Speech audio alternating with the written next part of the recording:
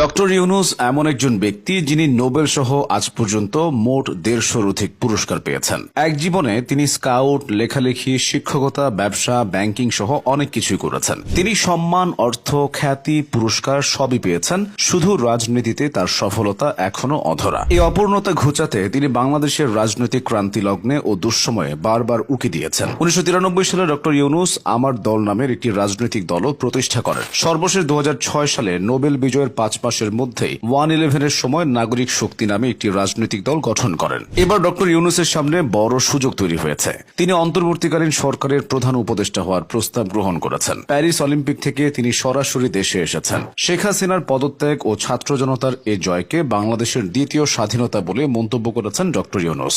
Nobel জয়ী এই অর্থনীতিবিদ আন্তর্জাতিক অঙ্গনে যে সম্মান পেয়েছেন, বাংলাদেশে তা পাননি। বিশ্বের 33টি দেশের 83টি বিশ্ববিদ্যালয় ও কলেজে তার নামে ইউনুস সোশ্যাল